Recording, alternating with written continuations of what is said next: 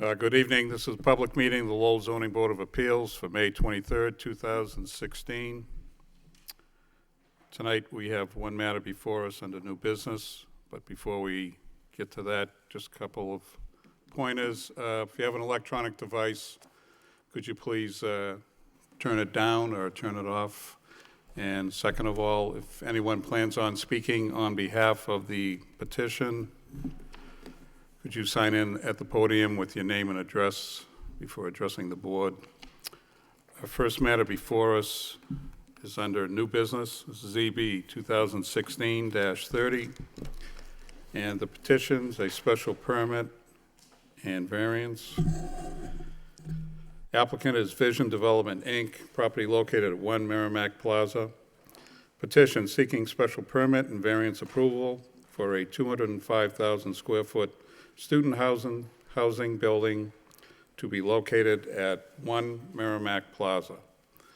In addition to the new building, the proposal includes the demolition of an existing commercial structure and the construction of loading areas, pedestrian facilities, landscaping, and associated utilities.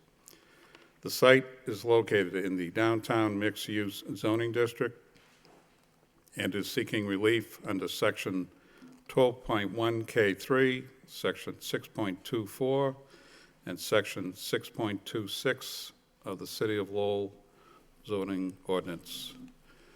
Is there a representative for the petitioner, please?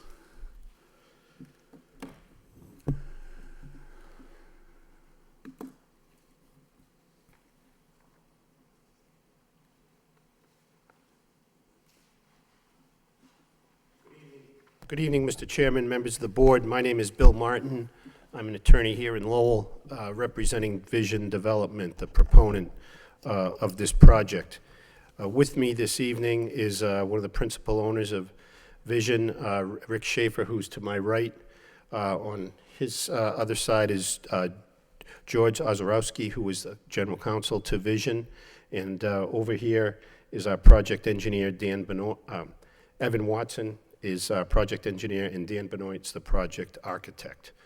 As the notice indicates, we are here for two pieces of relief. One is a special permit for privately developed student-purposed housing at Merrimack Plaza. The second item of relief is a reduction in the number of loading bays.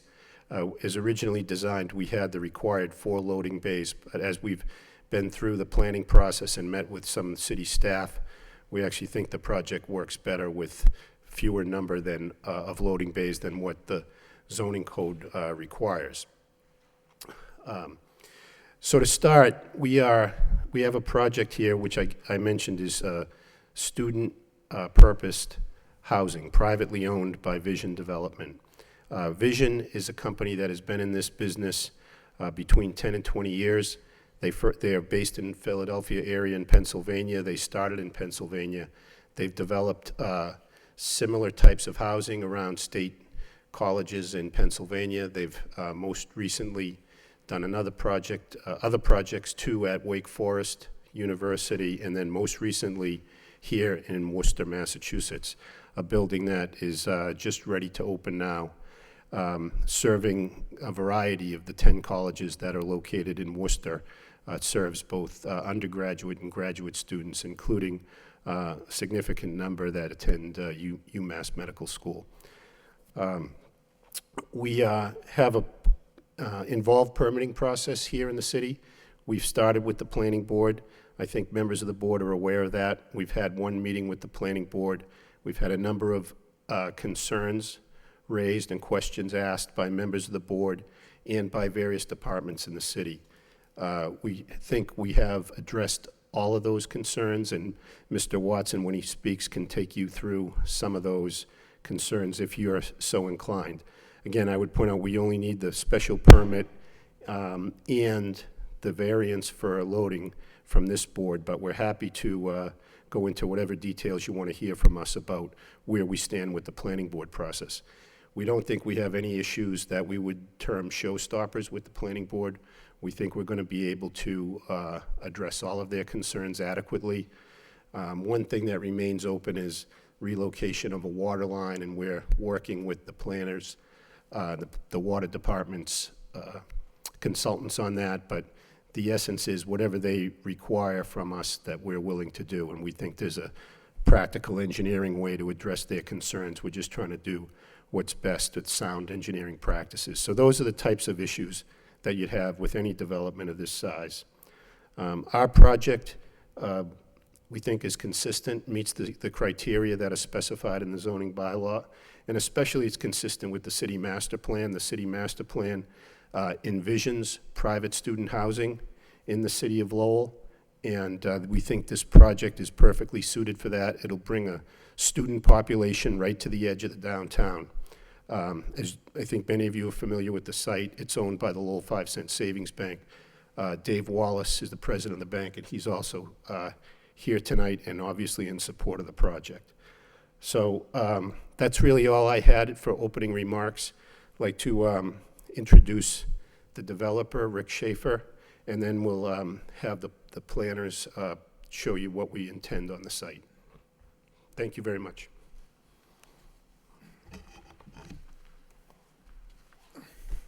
Good evening, and thank you for your time being here this evening so we have the opportunity to present our project to you folks. I live my life, I'm Rick Schaefer, I live my life by a very simple code. It's God first, family second, my profession third. That being said, I'd like to thank my Lord and Savior Jesus Christ for all the opportunities that are presented to me in life, and everything I do is to glorify Him. Family, I'm blessed, 5 children, wife, 6 grandchildren, and another one on the way through God's grace. We're very fortunate, I'm blessed with that. My profession, I round down to 40 years now. Been doing this quite a while. We've been involved actively in the student housing business for about 10 years. We started the small state school, Shippensburg University in Pennsylvania, small state school. Then went down to Winston-Salem, North Carolina, did 2 projects, one geared to the undergrads at Wake Forest and the second geared to the medical students and residents at Baptist Hospital, which is Wake's medical school. We currently are finishing up a historic restoration in Worcester of a 100-year-old mill, the Osgood Bradley building. It was a 180,000 square foot facility, and we're moving our first young adults in June. So it's gone real well. That being said, you know, we're here, and we have, I'm very fortunate to have Prime Engineering here, who is our engineering company, and Dan Benoit, who's our architect. So if you have specifics about design and things like that, these gentlemen will answer your questions. The other thing, we'll talk just briefly about purpose-built student housing. The thing that differentiates us between conventional multifamily is all our management are, you know, taught and attend classes for, you know, stress management, for pairing of students. So we're geared and based just for young adults. We have student life policy in place. Each one of our beds, that's how our units are leased by the bed, and they're parental guarantee. So that gives us some control over the young adults in that if they misbehave in our facility, they don't, you know, behave in a manner that is conducive to our policies, we put them out, their parents pay us for the year anyway. It is a useful tool. You know, as far as staffing, we have security cameras. We use a fob system in the building where the fob gets the young adults into the building, into their unit, and then also secures their individual bedrooms. We have cameras throughout the common areas, stairwells, and all the common areas. Lots of amenities, from computer labs to gaming rooms to full gymnasiums. We also will provide a shuttle that will run on the hour to the various UMass campuses here. So that's another thing that we do. Interesting enough, Shippensburg University probably one-third of the cost, maybe, not quite, of Wake Forest. Running the shuttle at Shippensburg University, we found that the young adults wouldn't ride the shuttle because they felt like it was a stigma to ride the bus to school. Down at Wake Forest, we could have a young adult who ran 10 minutes late in the class, and they would call and say, could you send a shuttle for us? They thought it was their chauffeur. So, you know, all these things are a little bit different and unique within the area and the school, so there's adjustments that have to be made during that process. We can come in with a plan and say we're going to do this, this, and that, and we get into an environment and we have to adjust, just like most businesses, because every market's going to be a little bit different. I won't belabor anymore, but if there's anything specific that you would like me to answer, I'd be more than happy to address anything. I would say not at this time, sir. Thank you. Yep.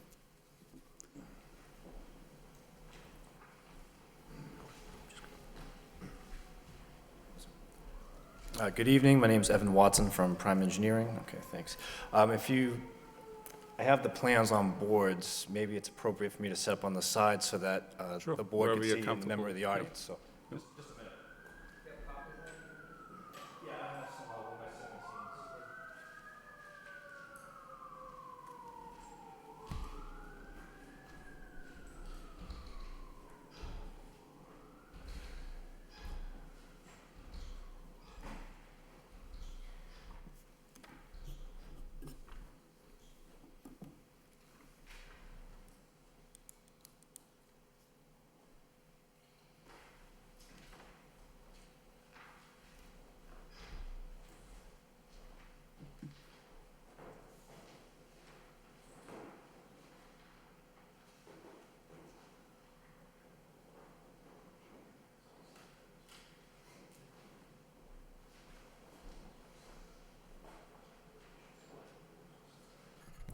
Good evening. Thank you for the added time there to set up.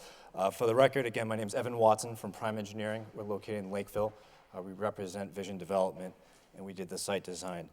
Before you, you have a plan set dated April 15th entitled Proposed Student Housing.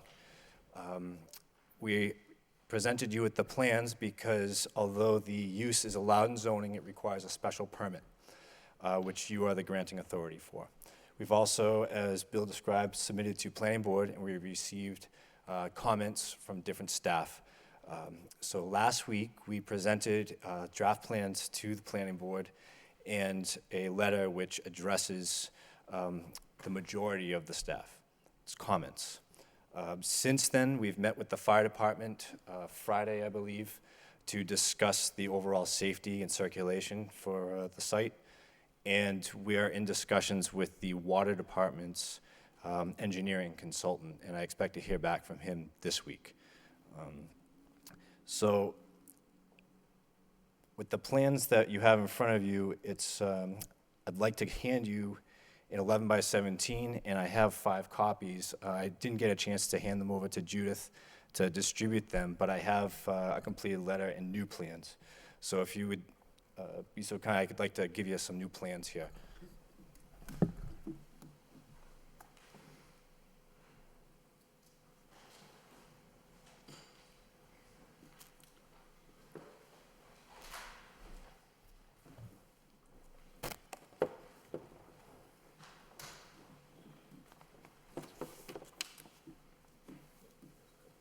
Thank you.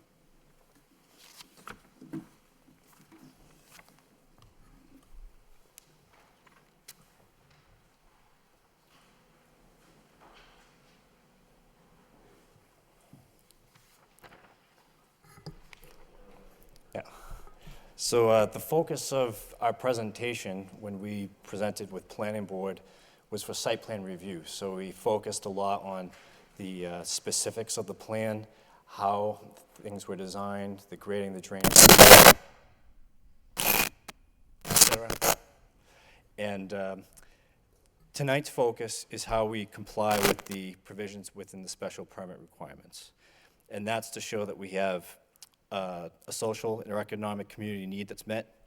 We have adequate traffic flow and safety, that we have adequacy of utilities, that we've enhanced the neighborhood character and social structures, that we have no impact on the natural environment, and that any potential fiscal impacts, including impacts on city services, have been mitigated.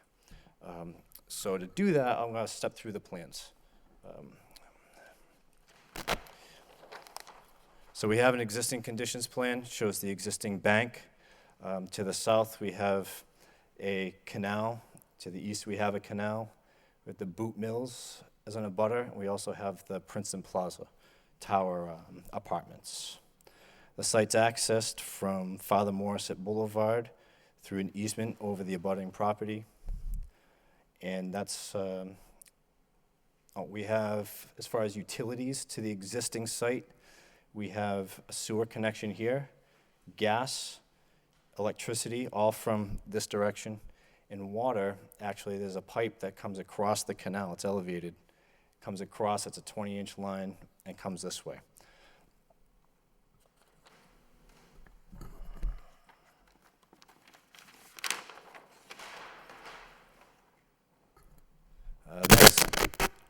Next we have a demolition plan.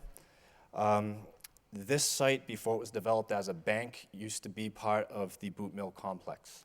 So when it was developed, the grade was brought up and any structures that were there were left in place. So this plan identifies the type of things that we're going to encounter. We're not looking to change the grade significantly. Obviously, we're kind of locked in by the abutting properties, and we do need to do some excavation here. And so what we're planning on doing is excavating the material that's there, the foundations, and process it into a structural product that can be put back, that we can put our building on. Erosion control is shown on this plan, construction entrance, and many notes about the phasing and where to put stockpiles to keep them on the property, where to discharge dewatering should it be necessary, et cetera. Next, we have a layout plan. We get to the end, I have a colored version of this that we can speak to a little easier, but we're planning on coming here. The building itself, the first floor is like knocked out, so the second floor would overhang. So we could provide a turnaround, have a basement in the back. There we go. Where trash and utilities would be located. The building is shaped like a horseshoe. In the middle, we have a hardscaped area that has pedestrian areas and areas for students to hang out and socialize and be outside. A patio that lines up with the waterfall from the canal from the Boot Mill. And then we also, to enhance pedestrian circulation, there's a lot of pedestrian traffic that comes from this side and this side. And they have trouble getting to this point. So we've included a walkway on the south that also doubles as part of our emergency access point. On both sides, we're planning on having what's known as grass pave. So it looks like grass, but it acts as a pavement.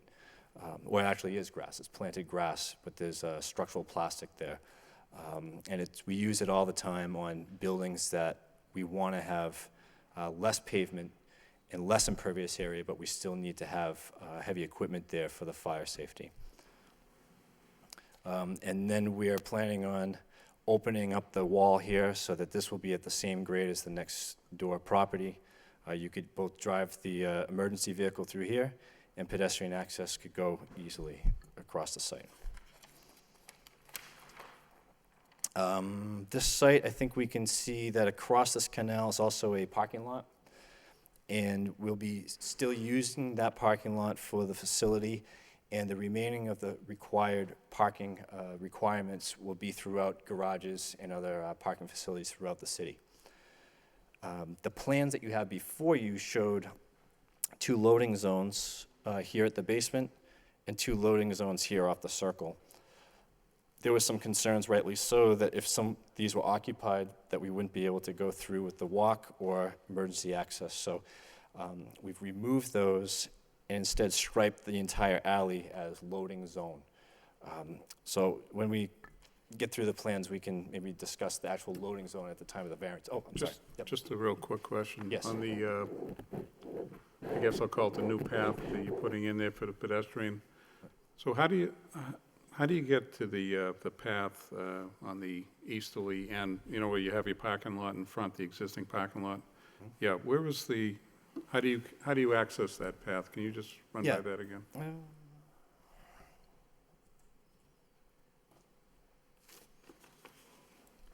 just say something about that. I'm Dan Benoit, I'm the project architect. Early on, we met with Stephen Stoll and the Historic Commission. One of their requests actually was to create a better pedestrian connection between our site and the Boot Mill for the concert series and so forth. Yep. So we early on decided that we would lower the grade at that corner of the site. There's a bit of a retaining wall there now. That would be eliminated, and you'd be able to walk across where the trolley is to get over there. It just so happened that it worked out to our favor in terms of fire department access as well. It allows them to drive off straight through without having a turnaround at the end. So it was So to the right of the parking lot, there is, I'll call it a driveway there. Is that on your property, or is that next door? no, that's part of the Boot Mill property. Right, that's why I'm asking the question. I was just curious how you get there. There's, right now, there's a public sidewalk that comes along French Street and Father Morris Boulevard, same name. Yep. And then access is through here. There is a sidewalk that's adjacent here that goes to the Boot Mills, and as Dan described, we would open that to allow access. So we can either come this way or in the future come that way. Okay, thank you. Dan mentioned grading, so the next plan we have is a grading and drainage plan. Right now, all the drainage is collected on catch basins and discharges into the canal. We're planning on doing the same thing. However, we're looking to improve things a little bit. Right now, the storm water that's on the parking lot is considered unclean, and it goes into a catch basin and then into the wasteway. Any storm water that comes in contact with a roadway surface, we're adding a Hydro First Defense stormwater treatment system, and then any rooftop or yard type drainage would go directly into the waste, into the canal, because that would be determined clean. If we combine the two systems, then we would essentially be diluting the polluted stormwater, and it would make it more difficult to treat. So that's why you see just that there. Grades, we are right now looking at a elevation of 87. I believe the bank's around 90. Grade right here in the front is about 88. We're looking to keep that the same. And then grade on this side is 86, and right here we're 86. So we match in to the site now where proposed to match in where right now it's elevated. In the back, there's a slope down with a wall. We'll maintain that. And on this side, the plan is to match the grade of the abutter. We're working with them now on securing a grading easement here, as well as some of the access over the easement here. Next, and important as far as considering the special permit, are adequacy of utilities. So there is a sewer manhole right in the front. The plan is to keep the manhole exactly the way it is and tie our service directly into it. Transformer is to the left. It's all the way on the property corner, which is a great place for the bank, but that's where we would like to have our exit. So we'll have to move the transformer over and bring utilities back to the utility room. And then the water line, like we said, I show on this plan, this is where the water line is here, and that's right where our building is. So initially, we thought that the pipe was just dead end. It used to actually go through to the other property when it was a mill, and it's been cut since it went that way. But since meeting with the water department, they were actually very helpful, walked us around, and we decided that this actually is a loop system that comes around here. So although it only serves the bank itself, it does help alleviate some pressure and flow concerns of the overall water system. So obviously, we don't want to do anything that would negatively impact the water service of the people of Lowell. So we asked their consultant if it would be okay to cut and cap that pipe here, cut the pipe here, and bring in the water service. Alternatively, if we could not do that, we asked them to determine the minimum pipe size that would be required to still have the same level of pressure and flow accommodations. Obviously, if they say that nothing less than a 20-inch pipe will do, that's what we'll propose. If they say an 8-inch pipe is what's standard in most applications and we can use that, then we'd prefer to use that. And obviously, if they say it does absolutely nothing, cap the pipe and add a hydrant, then that would be preferred. So in any scenario that they'd like, we're ready to accommodate that. Gas service comes right up here. We'll ask the gas company to decommission the service and bring in a new service to a meter.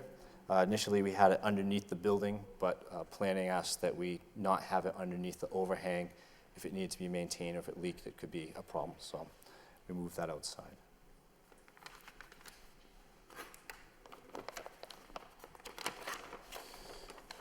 Landscaping plan. So we've added some landscape features. Again, we've developed what I would call a hardscape. So we have a nice wide, 10-foot wide pedestrian boulevard, if you will, to the patio at the end. Has the gas fire pit with the waterfall right nearby. Added some planters, planting beds, benches, etc. And then on the south side to improve with some plantings, because on the south side you can actually grow some nice plants. Plants in here. We're doing some different turf options. And then I think in our narrative we're planning on keeping as many of the trees over here as possible. It came that 0 are possible with this particular layout. So we would replace that with similar trees here. And it's all in the planting plan. I think Planning Board asked that we, when it comes time to actually select the species, that we work with staff to get the type of plants that are familiar with the city. The south side has a hedge here, and it may or may not be able to be maintained. You know, when you start excavating, plants tend to die. So if we find that we have some granite pieces in the mill itself underground, we've done quite a few mill redevelopment projects, and you find that the building material that they used back then was granite blocks. So you find yourself with a big pile of granite blocks, and it'd be great to kind of use them throughout the hardscaping, do some pillars here and maybe a seat wall along that hedge. The city engineer's office asked us to improve our detail sheets with the city standard details, which we've done. And then there was a couple notes that they asked us to add, so we added a large note section to the back.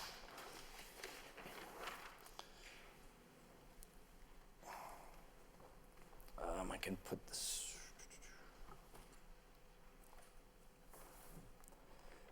This plan is again the layout plan. It's a little bit colored up so you can see it. Again, the plans you had before you showed 2 loading bays here and 2 loading bays here. A loading bay is 10 feet by 35 feet, and that's most likely to accommodate a large truck. The type of deliveries that we'd be having here, you know, beyond during construction, are going to be minimal. The site's going to be fully furnished. Everything that the students need will be here. So we won't need to be doing any deliveries with tractor-trailer trucks or anything of that nature. We imagine the type of loading and deliveries that would need to happen would be trash pickup from the basement, and a trash truck could certainly come in here and back right out, come this way.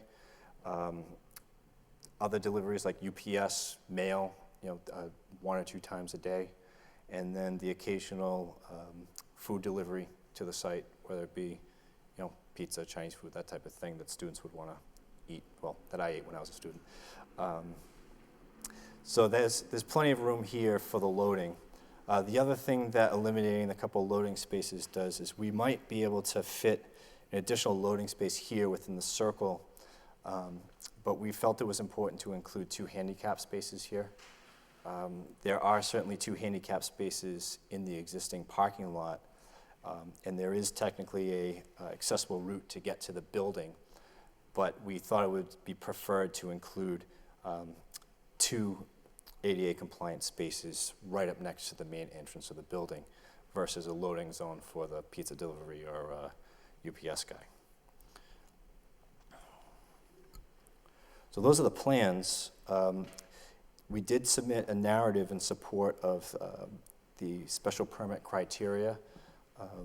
It's pretty straightforward. If anybody has any questions regarding of any of that or wants to see any elevations of the building, I could hand that off to Dan or entertain any questions you have. Well, I think what we'll do is we'll probably, just by procedure, we'll, if you have nothing else to add at this point, we'll give an opportunity to anybody else from the petitioner to speak, and then we'll move to a public, open it up to the public, and then we'll move it to the board, and then at that point, there may be some questions from the board members.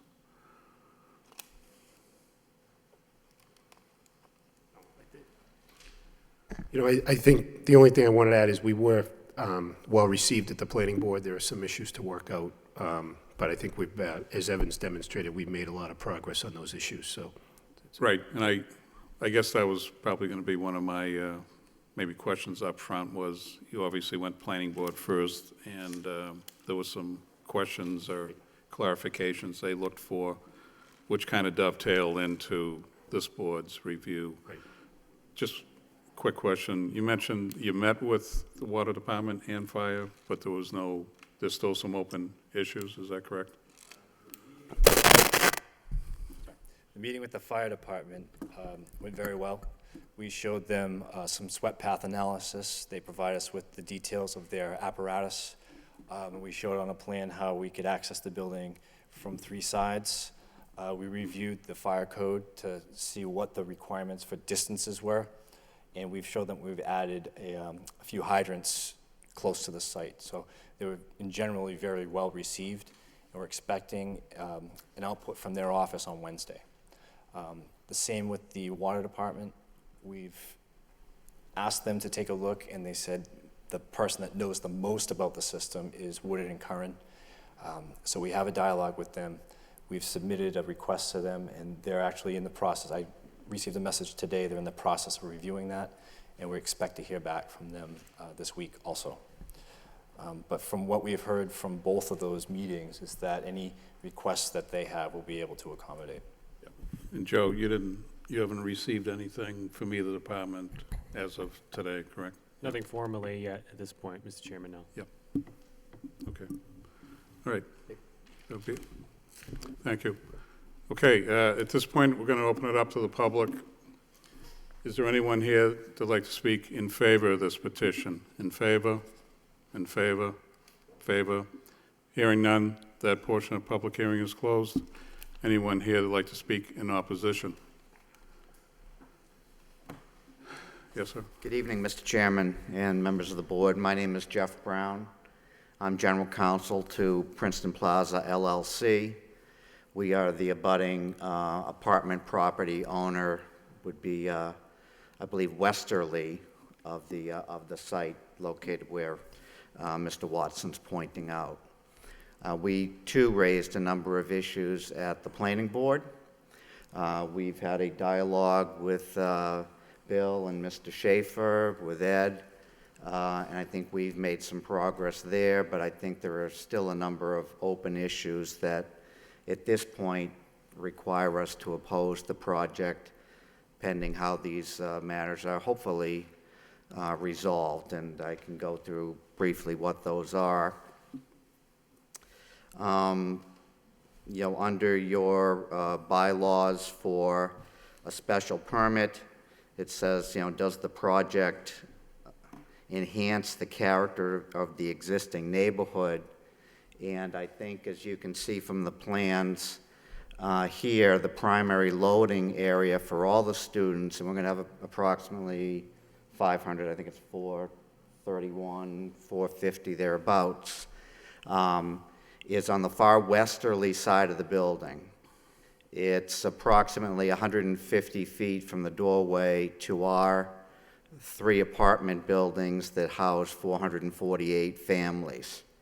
So we're dealing, as a neighbor, directly with the primary congestion point for this project. The narrative that was submitted in support of the special permit application, I believe, describes transportation through UMass bus service and the Lowell transportation. I know through meeting with Bill and Mr. Schaefer and the presentation at the planning board that transportation will actually be provided by their private shuttles. So in essence, we're going to have 500 kids with these shuttles at a certain hour of the morning when they all need to go to class, queuing up, idling 150 feet from our doorway. We don't think that that's an acceptable traffic plan for us or is enhancing the neighborhood in that respect. I think as Mr. Watson pointed out, there is no grade differential between the sites. They will be at a consistent grade. So literally, our doorway will be looking out at these, I don't know how many shuttle buses there will be to take these kids back and forth to school. So our primary concern is the proximity of this heavy congested traffic area to our doorways, to our apartments. And so that's been our primary issue. We've had some discussions on perhaps how that might be abated a bit, and I think there's some work remains. I think the other item I would point out is in Section D of your special permit bylaw, it says, how does the project address traffic flow and safety, including parking and loading? Does the project provide adequate parking for visitors? This project, under the bylaws, requires 219 parking spaces. It's one space for every 2 beds. In their description and in the presentation to the planning board, they've explained that actually on site there will be 42 parking spaces and 100 leased spaces in I believe it's the Gallagher parking terminal, a parking garage right next to the site. So for a necessary 219 spaces, they're going to have 142 spaces. I think we know where the visitors are going to end up. They're going to end up in our parking spaces, and we don't find that acceptable. It's not a service to our residents that pay a premium rent to rent there. So we have an issue with that as well. I would mention that River Place Towers, the apartment property next door, has a significant residency population of both elderly and disabled. So again, this whole issue of the congestion next to our property is really one of our primary concerns.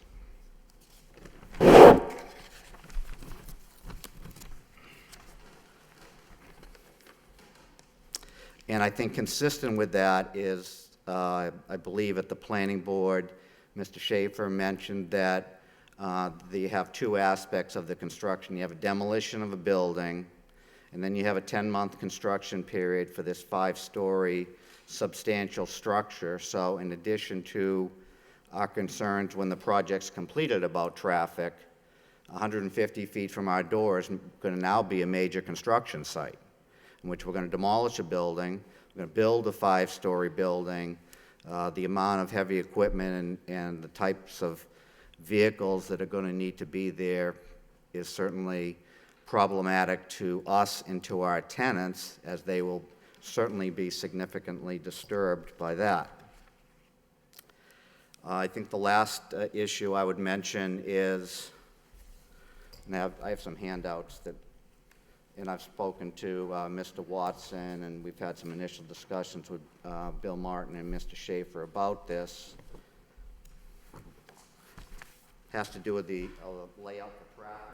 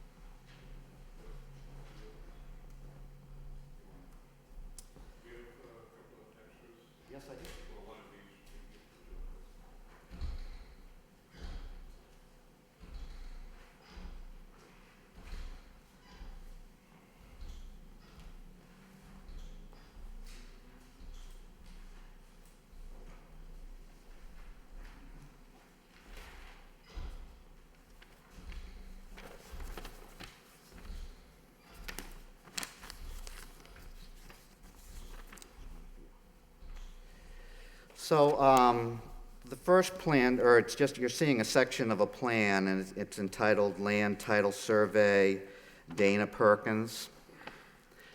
That's a survey we had done for our property in 2013 in conjunction with a substantial refinancing, and we've had a multi-million-dollar capital improvement to the site conducted over the last year and a half. So this plan was prepared for that. And I think the noted area, and I've highlighted it, is the westerly, what's the boundary with their property. And I've just added the dimensions for you, and it's 254 feet, 0.96.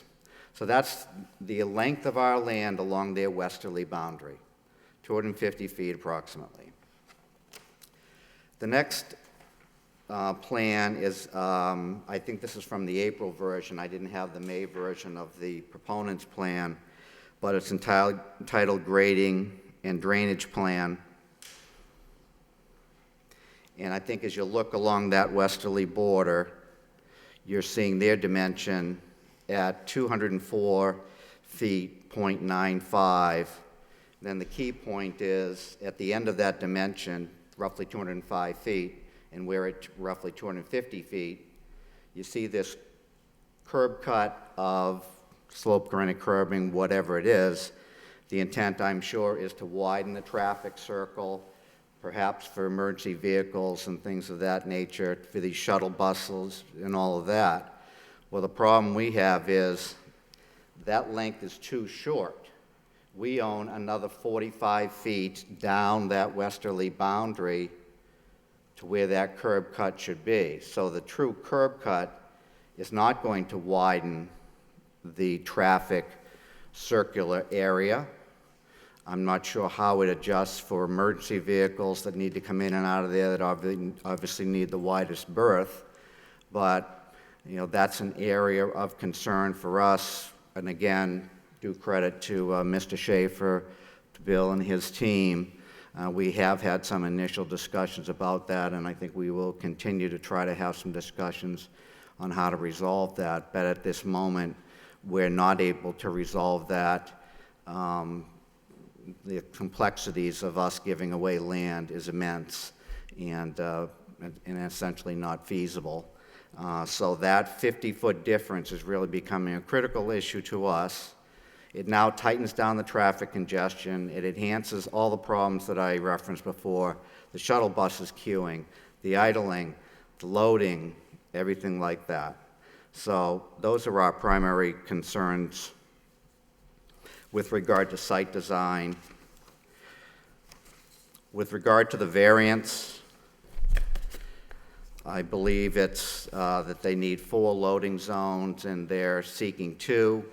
Well, the loading zone is 35 by 10 by 12 feet in height, according to your bylaws, 6.2.6. So a true loading zone is not going to exist on that flat area where all these buses are queuing or UPS or whatever it is. So I understand there's a variance been requested. My client's position is I'm not sure that the proponent has presented a true hardship to justify that variance. In their narrative report, they've listed that there's a canal. The canal has no effect on where these loading zones could be located in the building, and that there's a topography where it slopes front to back. Those are the hardships that they claim in the narrative. I don't believe they justify eliminating loading zones. The key to difference of the loading zone is it shortens the westerly side of the building, reduces the number of units. So this is not a true hardship, but in effect, an economic benefit to the proponent. Again, we are working with them. We continue to hope we can work successfully to resolve these issues, but at present, we do have issues and we have to oppose on the record. Thank you, sir. Anyone else like to speak in opposition? Yes, sir. Hi, Armin Hebert, 499 Wilder Street. Just want to speak in opposition of this because I just found out about this at last week's council meeting about this, and a lot of things I don't like I don't understand on the wording.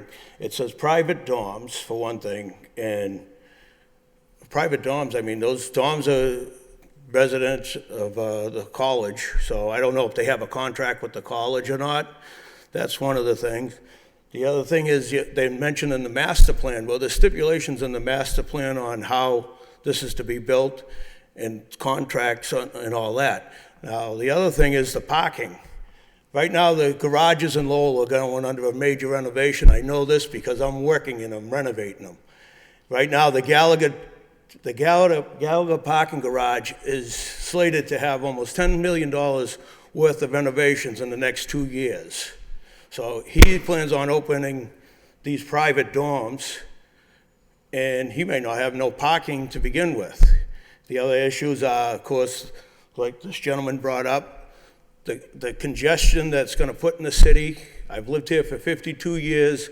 The parking, we're building more parking garages and all that, but you know what? That's going to become a problem because you got 400 and something beds. They're only designated to have one parking spot for every 2 beds. Well, if I know college kids, most of those kids drive by that time, and they're going to be looking for parking someplace, which is going to already hurt the tenants that are already leasing these spots at these other garages too. I think that a lot of the problem is going to be to do with the parking. The construction, I mean, the construction part is, you know, is he going to bring jobs to the city for construction workers and stuff like that? That's another thing that will be probably brought up at a public hearing before the council.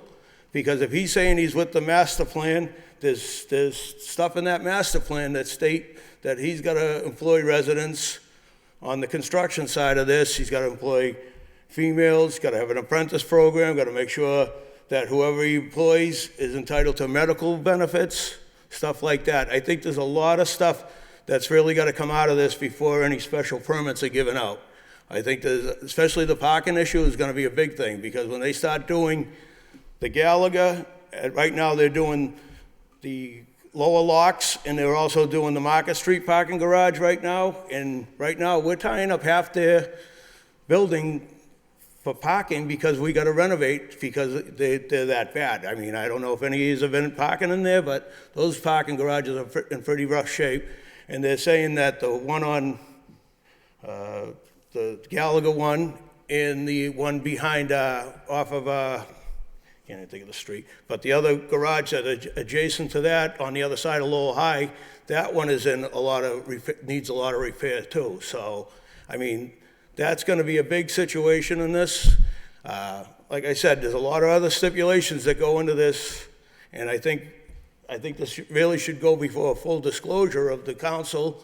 And this guy's, I mean, these gentlemen have got to lay out a plan. I mean, I've lived in this city for 52 years. That's my whole life, my father before me. And we've seen a lot of companies come in, build. We got Wang, who pulled out on us, ate a lot of tax money on that, guys. Raytheon got a nice tax credit before they moved out on us. You know, don't forget about all those people that burnt the city, too, over the long haul. Now, the other thing is, they're dorms. What is going to happen to these dorms when school lets out? Are they going to be rented out? Are they going to be, what's going to happen to them when the kids leave? Are they going to be required to stay there year-round? That's another thing that should be addressed. Thank you very much for your time tonight, gentlemen. Yep, thank you. Anyone else like to speak in opposition? Yes, sir. Yes, sir. I'm Thomas Erickson. I'm the business agent for Labor's Union. I'm a member of the Merrimack Valley Building Trades, and we staunchly oppose this project. We've reached out to ex-council Martin. He hasn't responded to us. And I'm here tonight to speak on their behalf. He did the same project in Worcester with no repair, no remorse, no local hires. We're not going to let him take our tax credits and walk out of town. I strongly have reservations about this project as opposed to the EPA, the parking, the safety, the handicap spots. We could go on and on. But until we have any recourse from them trying to reach out to us, we're completely opposed to it. And Lowell High is going to get done. That's going to happen. Gallagher Terminal's $10.5 million. That's happening. those parking issues, the traffic issues, as well as the fact that we're gonna start picking in City Hall tomorrow night, and we're gonna pick at this project if it goes forward without them contacting us whatsoever. And that's what we have to say. All righty? Okay, thank you, sir. Anyone else like to speak in opposition? Opposition? Opposition? Hearing none, that portion of public hearing is closed. Mr. Martin? Do you have any comments at all with any of the speakers? Yeah, sure. So I guess I'll take them in order. We have been meeting with Princeton folks, and, you know, hopefully we can work out our issues with them, but frankly, we think we can build this project without their approval if we need to.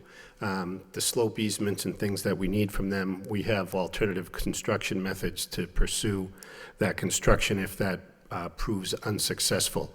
As to their concerns about traffic, I mean, the Lowell 5 had 110 employees on that site, so that generated multiple trips per day. We are reducing the on-site parking from their spaces down to 42 spaces. As far as the shuttles and the queuing up of the shuttles, and this is not a high school. Everybody doesn't start school at the same time. The vans hold about 24 students each. In our experience in other campuses, we run them usually every hour or so, and that's proven to be more than adequate. So we think this is actually going to improve the situation. It's going to remove cars, and it's going to use multiple passenger vehicles to transport students. So we actually think, as by way of benefiting the neighborhood, we're reducing the amount of automobile traffic in that area. As to the parking, we meet the parking requirements of the zoning code. Not every student has a car. I didn't have a car when I was in college, and a lot of students that go to UMass Lowell don't have cars either. That's why the zoning is what it is. That's why you only need one space for every 2 beds. We have on-site spaces for some of those spaces, and we have a commitment in the garages. The parking director has committed spaces to us in neighboring garages, and that was part of our submittal. You know, we don't envision that we're going to have overflow parking, but even if we did, we don't see how that presents a problem to Princeton. They have a gate that restricts access to all of their lots. They have 3 separate lots on that site. They're all gate access. We don't see how we could impede them even if we wanted to. The variance, I think we do show the means for hardship. We could put 4 if we needed to. We think it's a better design without 4. We think the topography of this and the fact that a canal cuts right through the heart of our project is something unique to the zoning district. There are canals all throughout Lowell, but usually those canals abut a property. There aren't many canals that run right through the middle of a property. So I think that's it as far as Princeton's comments are. With respect to you know, Mr. Hebert's concerns, I would say, you know, as far as the leasing goes, these are year-round leases. They're required to be guaranteed by the parents, so it's not like everybody's going to leave in June and we're going to have an influx of people there. They're year-round leases, and I've previously addressed the parking. As to the union folks, we are way too early, frankly, to start awarding contracts and know who our workforce is going to be. In Worcester, we did have union workers on the job and non-union workers. They were able to work in harmony. They completed the project within 10 months. We envision that we'd be able to do the same thing here. I don't remember getting a call from Mr. Erickson, but if he says he did, perhaps he did. So, 100% non-union in Worcester, by the way. so. If you have anything to prove besides that, then show. So in any event, I did try to reach Mr. Grenham, but I did not get a call from him. I reached out to him, actually. So in any event, we think this project works in spite of the concerns raised tonight. We think we've demonstrated that we meet the standards for a special permit and for the variance, and we would request favorable action from the board. Okay, thank you. All right, I want to open it up to the board. Mike. Thank you, Mr. Chairman. I have a couple of questions I wanted to clarify with Joe on the two city departments that we're still waiting on comments from, the scheduled meeting with Woodward and Curran, and then the fire department. Did we actually get anything back from the fire department yet? I think that was answered earlier, but Yeah, we haven't got anything formally back yet. We did know that the applicant has been meeting with and communicating with the fire department and the water department. I think as you alluded to, it was mentioned Woodard and Curran is their, primary manager of the water system, so they've been in communication with them and was aware that they did have a meeting with the fire department. So it was good to hear that they've been making progress on that front, but we haven't received anything formally from those departments yet.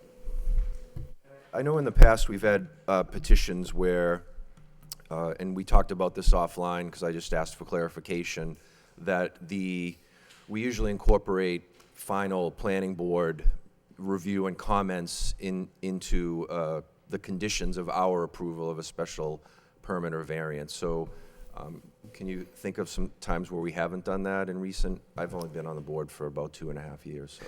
Yeah, not really recently. I can only think of one. It was probably right around when I started. It was a project on Branch Street that needed a special permit from the planning board and a variance from this board. This board happened to make a decision first, and the planning board actually ended up denying the special permit on the other end, so the project never went forward. But you're right in that it's basically been practice in the city that the planning board act first, and then their conditions of approval are incorporated into this board's decision. It's been that way ever since. Thank you for that, Joe. I'm in favor of moving forward. I'd like to hear from some other members of the board as far as that goes. A couple things that I wanted to address. The gentleman from Princeton Properties spoke about the reduction in loading zones, and I think that was an agreement that came about in consultation with planning and development. So they were ready to go forward with a larger number of zoning loading zones, and decided after consulting with your department that it made sense to reduce it. So I don't think it was a hardship that they were looking to address, because it came from discussions with you folks. Can you clarify that for me? Yeah, that pretty much is the nail on the head.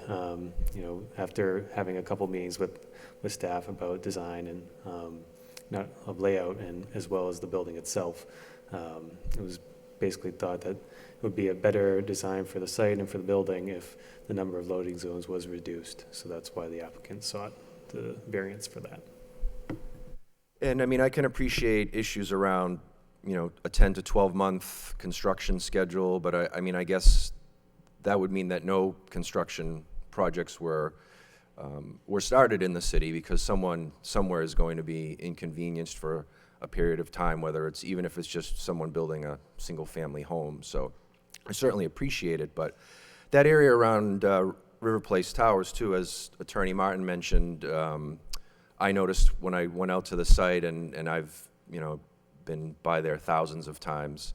I think there's three different access points to the Princeton Properties parking lots. So not everyone who lives in River Place Towers is using that main entrance, which does, last time I checked, had an electronic arm.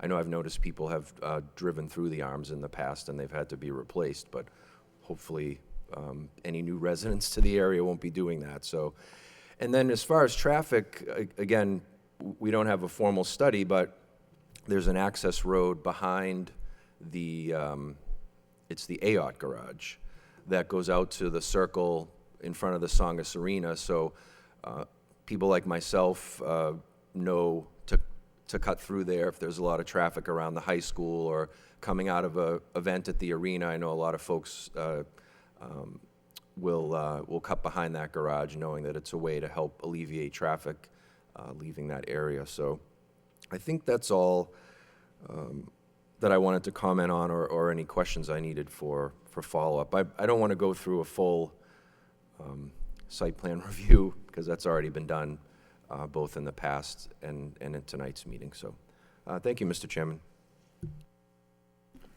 Thank you, Mike. Van? Through you, Mr. Chairman. I just want to say thanks to the applicant. It was a very detailed plan and package. To me, I share the same sentiment as my colleague. I would like to see this plan move forward.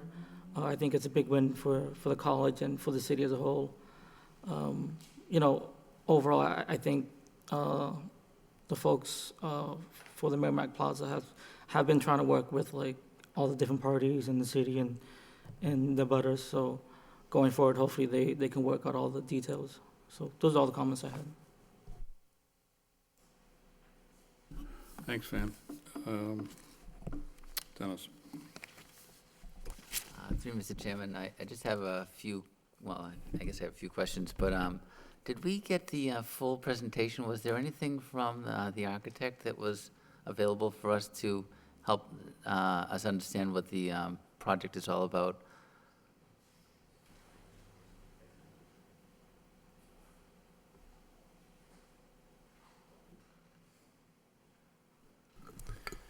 One of the things I would add is that, we've met several times with the Historic Commission, and they view this project as a big enhancement to the area. One of the first things that they talked to us about was the lack of having a focal point or something at the end of that canal where the old mill used to be, with the tower and so forth. And that they were hoping that this project would address some of those issues, which we tried to do. We presented a vertical element, a clock tower element, if you will, at the end of the view corridor. So when you're looking down the canal, you'll see that vertical element.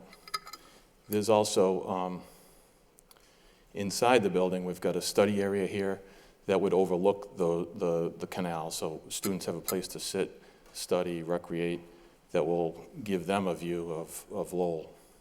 It's also close to downtown, so it's bringing students to downtown.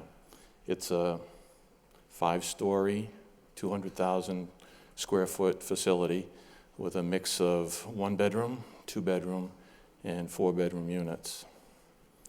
They're all fully furnished, so we won't have trucks bringing furniture in or vans bringing furniture in. Students, pretty much arrive with their suitcase and they move in. So, other than that, I'm open to any questions you might have. Sir, you can't speak. No, you won't. Public meeting's over. Yes.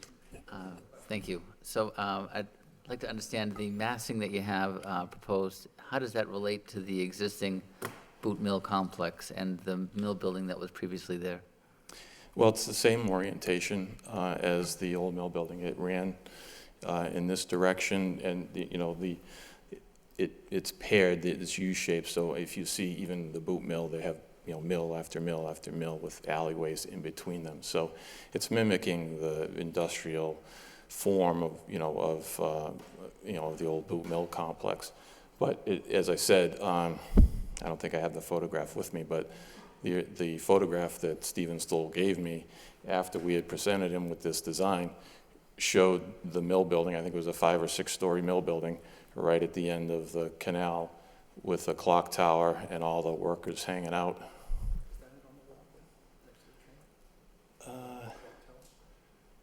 I'm not sure if that's it. Yeah, I'm not sure if that's the same one. That might be it, though. Anyway. Great. So same orientation as the original building. And you're expecting to use materials that echo the mill buildings with the punched windows as well? We're, again, working with the Historic Commission now. We've met with them a couple times. They're very open to using modern materials. We've probably got a mix of brick, but we also have some metal panel, some glazing, glass, and so forth. And they're pleased with using modern materials in conjunction with brick. Terrific. I just want to understand the loading aspect. I'm not sure if you should speak to that or We can both our address civil it. engineer. The design of the 2 loading docks seem to be on a very steep slope. It looks like it's approaching 10% as far as a grade change. Is that correct? And then just what exactly are you expecting for vehicles? I heard the trash pickup truck, which I think might be able to negotiate that, but I'm just worried about weather. 10% slopes and trucks don't typically work well, especially starting out of that lower elevation to exit it. So I'm just wondering how that whole thing is going to operate in the winter. Yeah, it's about 10%, you're right. We have a flat area here up top where we have the circulation for normal vehicle pickup. And we come down here, there's a small flat spot in front of the garage to pick up any drainage and, of course, to have convenient access to the doors. So when we draw 10% on plans, you see a lot of contours on here. 10% really isn't too hard to negotiate with the vehicle, especially. A handicap ramp is about 8.5%. And you can go up to 20% on the actual ramp itself, for a certain period of time before you need handrails. So we're in between that. And obviously it's the loading area, so it's not the area where there's a constant flow of traffic. The benefit of having this here in the basement is we're able to grade down to it, keep the trash and the utility rooms, outside of the population areas inside. So loading docks and things of that nature, you can see it if you go to like a grocery store or a Home Depot or any warehouse, really, you'll see that there's usually a pretty good slope that goes down to bring the deck of the trailer to the garage. So it's not unlike that type of ramp. I don't think that the truck can climb out of that low elevation in the winter if the surface is slippery. Yeah. At a 10%, I don't think the truck can make it out. And that's my worry. Yeah, the alternative is we could pull back and make a flat spot. This would get a little bit steeper. Obviously, we don't want to have people slipping. We're going to have students, we're going to have buses and things like that. So we do, on a plan, show snow storage areas. They'll have to maintain, make sure that that area is well sanded, well salted, and whatnot. So, in Lowell, I don't know if we have a lot of hills or topography, but we've certainly dealt with that type of thing in Worcester and Fall River from the mill towns in my neighborhood, and it's, some of the streets themselves are at 20%, so I don't think it'd be too far of a stretch to say that the maintenance staff would be able to make sure that was clear and firm. It is a concern, though. Okay. The vehicles coming for emergency access, would they be driving through that circular area there as well? An ambulance could go into the circular area. And what's the clear height underneath that overhang then? Was it 12 and a half? Yeah. 12 and a half. Okay. So a standard unit truck could come around, might have to make one maneuver to get out. Certainly a large passenger vehicle, which would basically be the shuttle bus, can make this no problem. The swept turn analysis that we provided to the fire department showed that they're able to come this way. We're not asking that they come underneath the overhang of the building with their apparatus. So they can go straight this way, straight through here, or they could go onto the existing parking lot to the neighbor next door. Okay. The limits of your property as it relates to the, eastern boundary. So how do people get to the facility? Is it strictly the one walkway path to the front door, or is there, because I'm not seeing a public way access to the building other Right. than one location? Yeah, so this is the main public entrance Okay. here. And again, if you park your car here for more than 10 minutes, you'll see pedestrians kind of walking all throughout here. So that's why we've provided this area here. We've talked to the boot mills. They were very receptive to having the pedestrian access here, which both lets people that are in Boot Mills come west towards the Songus Arena, towards the AOT garage, and vice versa from the garage and arena towards Boot Mills. They can come down French Street, they can go through the alley here. Right now, this is a wall, the site is elevated, so it's people either negotiate the wall or they walk down the trolley tracks. So we wanted to try and promote pedestrian circulation by opening the wall and bringing pedestrian access through there. And the meeting we had with them last week they were very receptive for it. Okay, but we don't have a written commitment from the Boot Mill organization as far as that access being granted yet? No. Okay. All right. I think that's my questions. I just have one more, and maybe, Joe, you can help me. So the parking garages are being counted here as spaces, and we have a commitment from the city saying that we have spaces available to devote to this project? Yeah, that's the letter that you have in your packet from Nick Navin saying there's basically 180 spaces available to the applicant. Are those spaces, so we only have a few parking garages, and we need to use them for a variety of projects.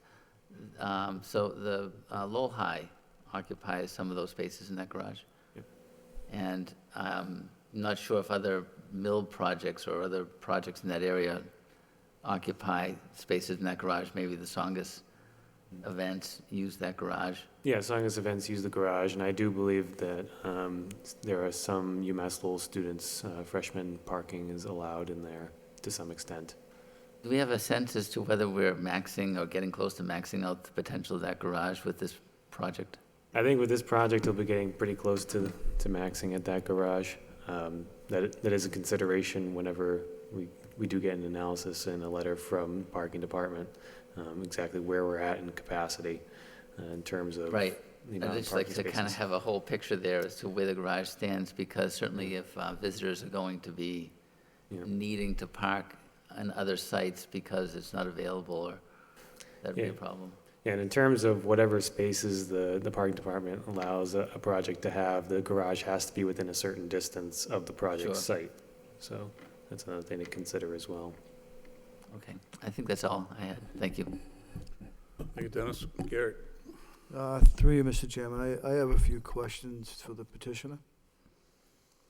Can you give me yes, please, Counselor. Can you give me just an estimated, we talk about shuttles and buses and vans, can you just give me an understanding on are they shuttles, buses, or vans, and how many you think there'll be? On an average with your experience in other projects? So we've used one, right? I mean, in our other projects, we found one is for a 300-bed facility, one van was sufficient. I guess it's possible peak times there might be two, and that's something we're willing to do. It's just sort of you have to sort of be there and see how it goes. So Because there is a shuttle system from UMass Lowell right on the Songus Center at UMass Lowell. right. So we don't, and this I meant to address in the comments. So we don't have any relationship with the university. We have had some meetings. I would describe them as cordial but non-committal. This is a private project. So they kind of want their own dorms for their students, but they're somewhat out of capacity to be able to build those. And students will be allowed to use their transportation network as students, but they're not able to commit to us, nor do we expect them to, and we think we can accommodate our own students with the plan that we submitted. I agree. I just, thinking it's a secondary options to a student Yes. who's already paying the fee to the university for maintenance and like. As it relates to that van or shuttle vehicle, where will that be parked? Will that be parked on property when it's not being used? Because it's looking to. In the lot. In the lot. We have the lot that comes with it. And I just have. But it runs 15 hours a day or so. Right, yeah, till 2 a.m. most week, and then 2:30 a.m. on a Friday and Saturday evening. So yeah, It's well planned out in the traffic flow and circulation module, please. Um, Just as a point of interest from other projects, as it relates to construction traffic, you know, if you drive around downtown Boston or Waltham right now, business is booming. And I spend a lot of time in both those cities. It seems as though the traffic flow from a vendor standpoint, from the industry and from police is seems like it's very detailed and very organized. Do you follow that same line, that same venue in any of your past practice? I mean, just in my experience in both those towns, I mean, there's an entrance and then there's an exit, everything's fenced off, traffic flows fairly regularly, there's high police detail.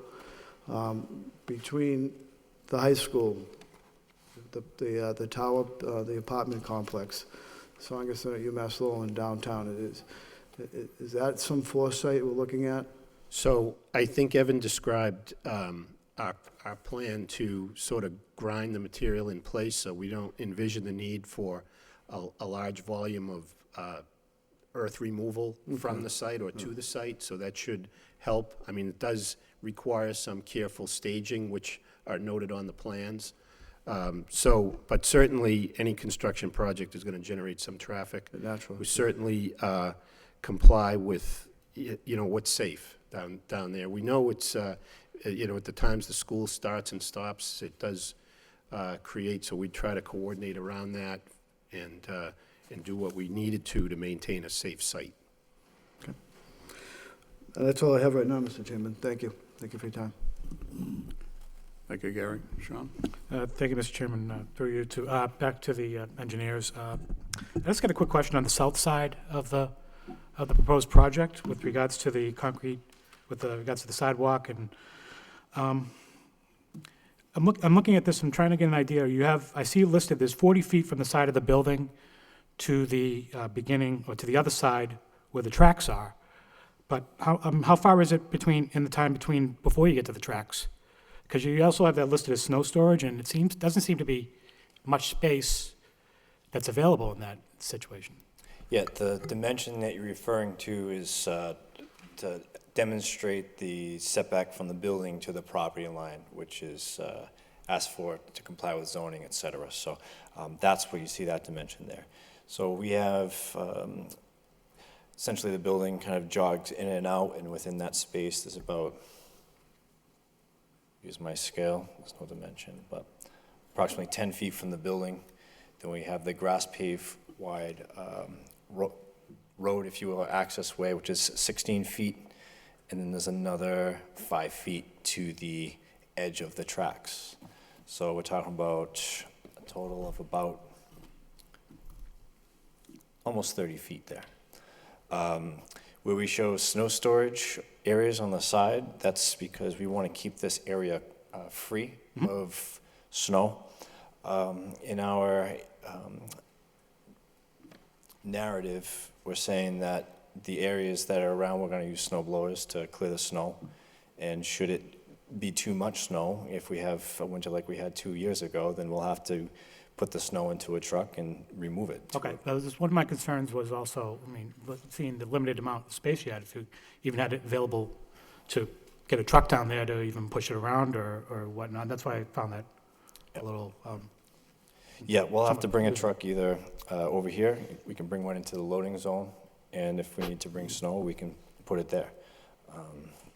So it's not, an uncommon thing that, when you have top big buildings in cities that you need to, have a plan for that type of thing if there's a lot of snow.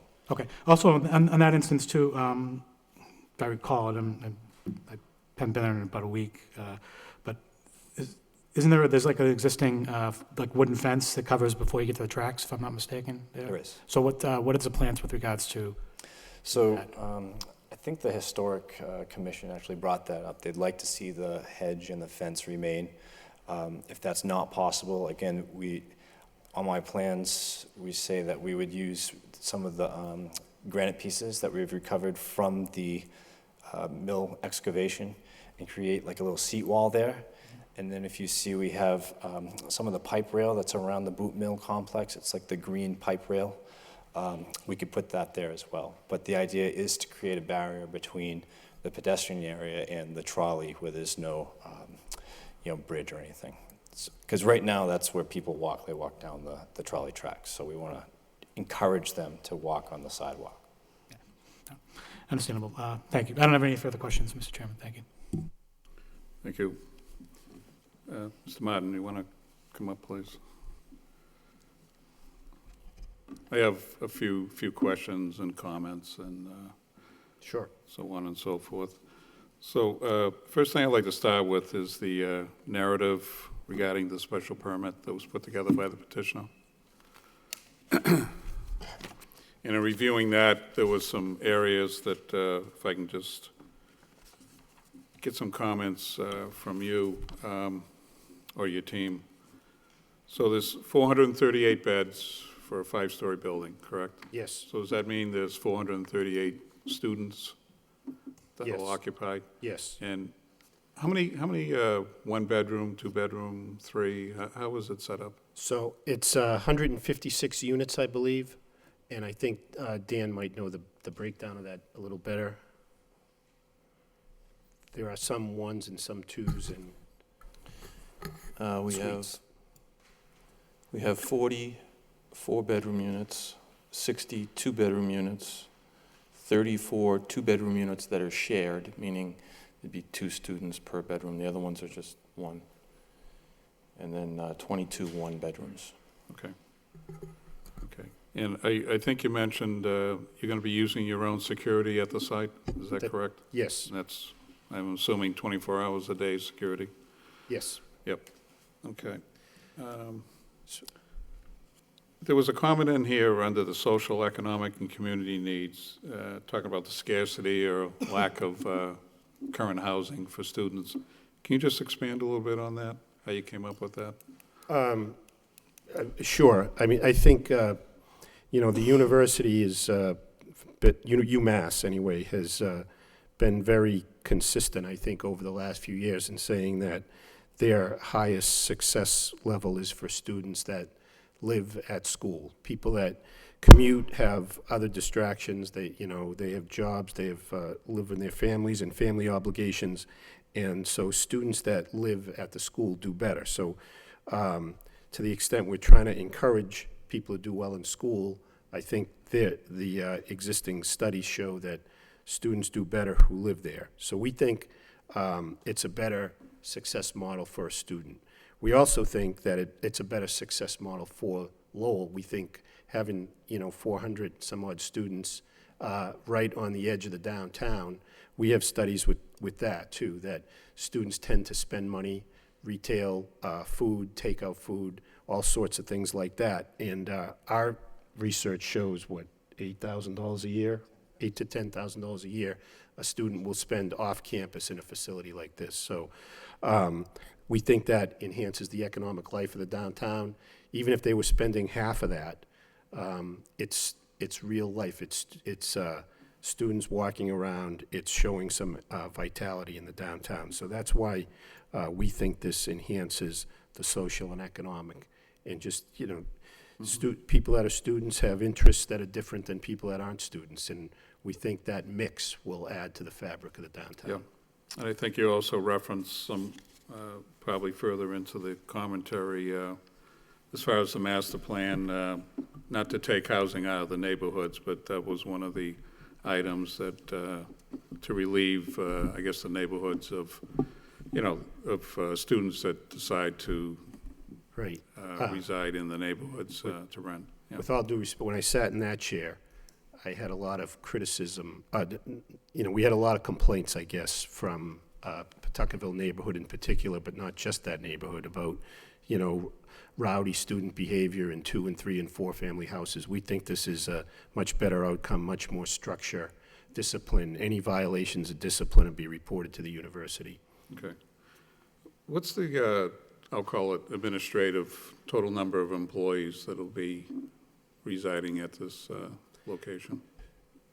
So we have one, we did submit a supplement tonight, but So we have a full-time property manager who is, supervises all staff, won't necessarily be on site, but will be on call 24 hours a day. One security guard 24 hours a day, 7 days a week.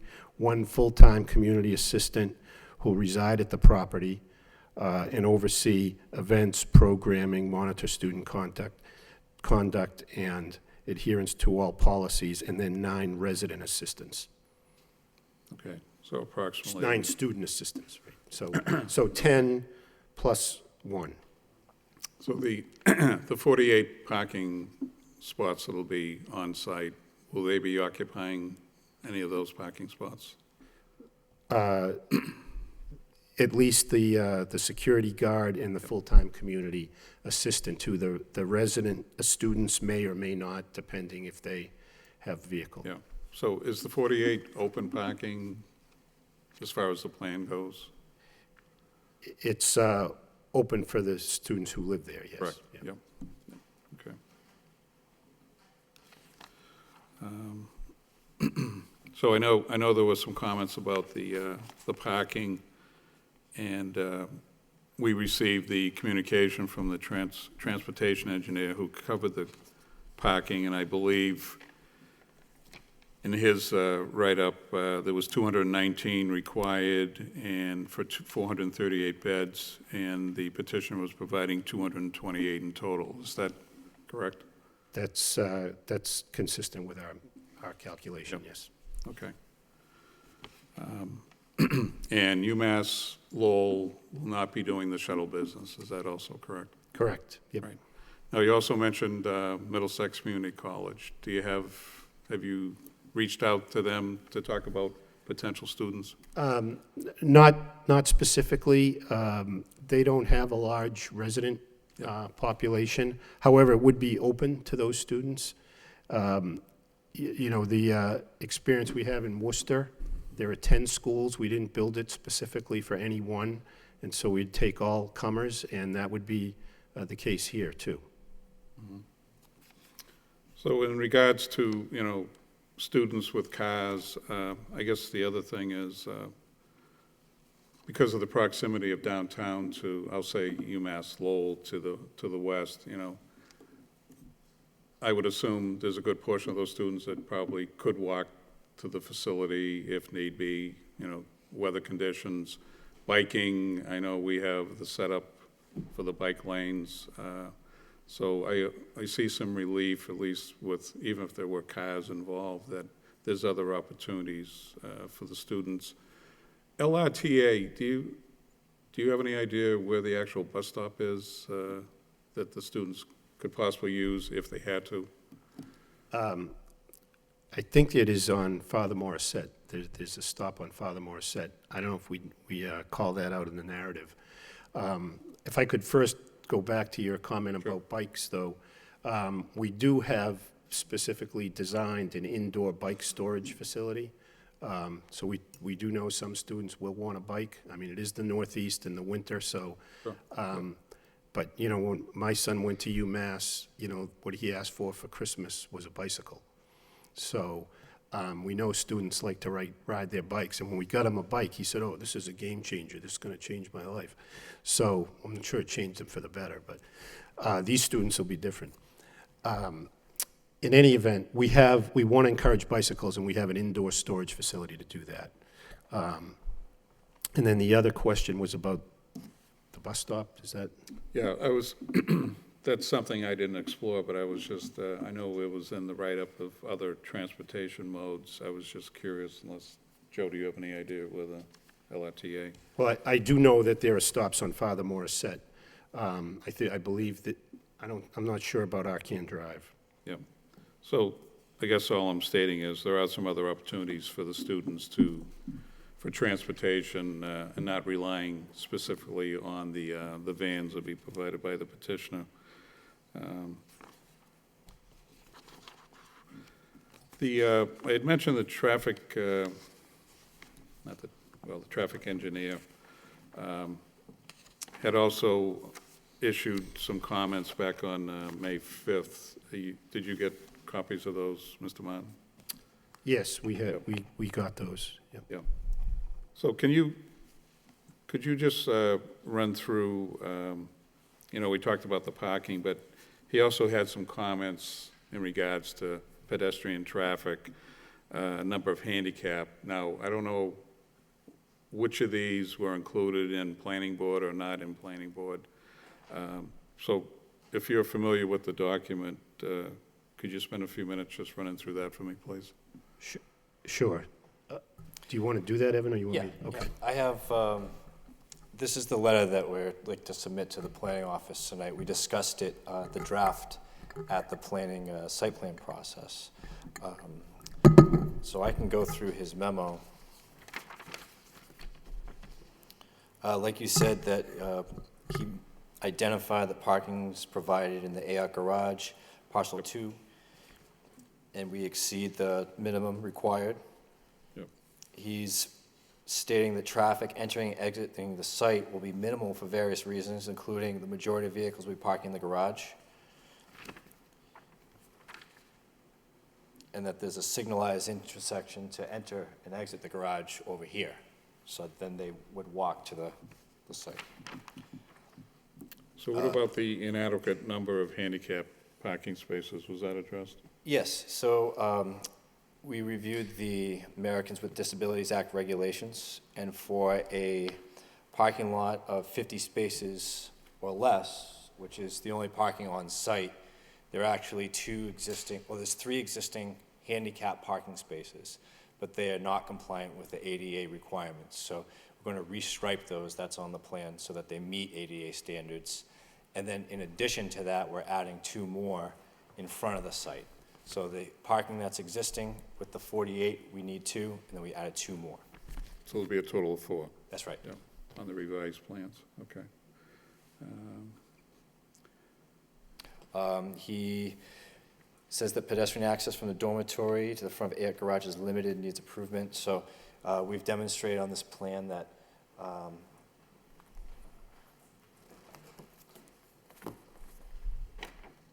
the revised plan, you can see we've added the crosswalks, we've had the ramps, et cetera, to make sure that we can get to the garage. There's an access door here, and then there's also public sidewalks all throughout Morrisett Boulevard. So does that mean nothing has really changed from your original, in regards to his comment for the pathways?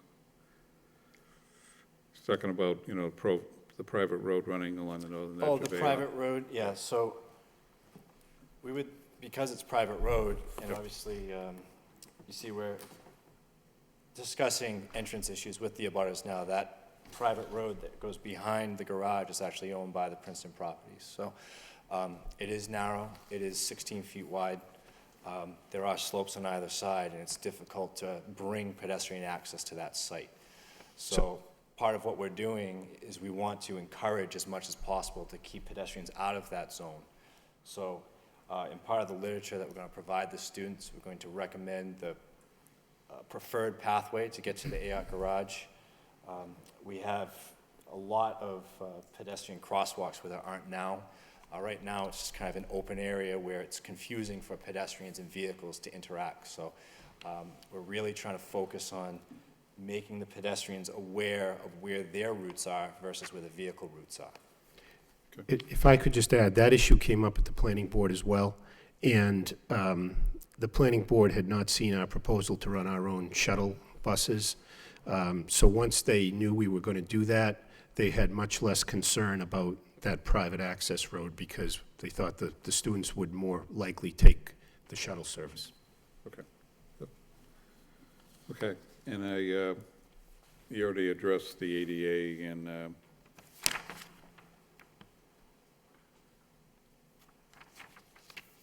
what's the section on the traffic circle about moving the pagoda? Yeah.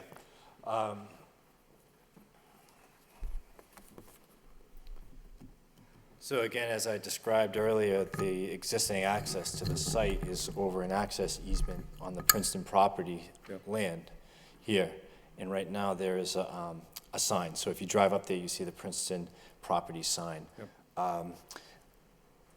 I believe that they're aware of that, and that in their, they've committed to allow us to move that sign. So that sign's going to be relocated. The plans that you see before you, we were proposing to keep the sign, and that's part of the reason why we had the exit kind of leaving the easement to and went on to the Princeton Properties land. So if we're able to move the sign, then we're able to keep the exit onto this property. So that was done.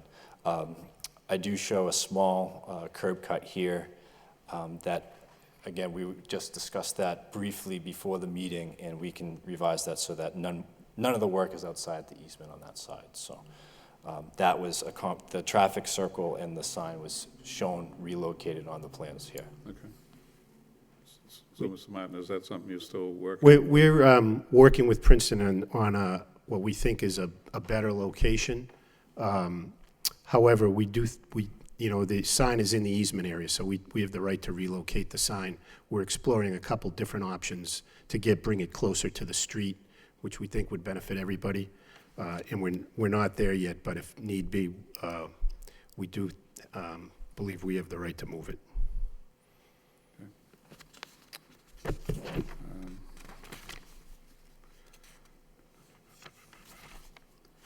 So as far as I'm staying on the special permit. As you know, you have the six criteria that have to be met. I think you might have, in the presentation at the beginning of the meeting, you kind of hit on a couple of them, but could I have you just go through those again and just explain, I'll say, maybe the highlights or the, of each of those 6 conditions. I mean, obviously, the board members have been through this, but there's a lot of information being shared here, and I know you've gone before planning, and I think I mentioned this before, the planning meeting kind of dovetails to some of these criteria that are before this board, but could I ask you, Mr. Martin, could you run through in any order you want, but Yeah, if you I could. think I'd like Evan to do that, and then I'll fill in whatever. Okay. Yeah, that's a good we way miss. to do it. So you're right, there are 6 criteria that need to be met in order for you to issue a special permit. It starts off with the social, economic, or community needs are met. So like we discussed, that the university prefers students that live on site, and we're taking them close to the university, but we're also taking them close to the city of Lowell, where they're able to spend money, they're able to enjoy the amenities that are nearby. The Boot Mills actually has a concert area there that has summer concert series, and every time we come here to this meeting place, we usually park here at the site. It's just stone's throw away, so all the businesses and things around here would have the students come to them on their off time. Parking, loading, and traffic flow. We've discussed that. We have a letter back from the traffic department, which in general is positive. The revised plans addresses concerns about pedestrian walkways and handicap accessibility. We're providing a shuttle that will bring the students to the university, and there's adequate public transportation nearby as well on Father Morissette Boulevard. Utilities, we need to show that we have adequate utilities. So right now, the site is developed. There is adequate sewer, water, gas, and electricity, and we're working with the utility providers to make sure that we meet their requirements and we don't have any negative impact to the surrounding other users of those utilities. The neighborhood character and social structure. Dan gave a great talk about how the building itself is oriented in the same way as the mill buildings.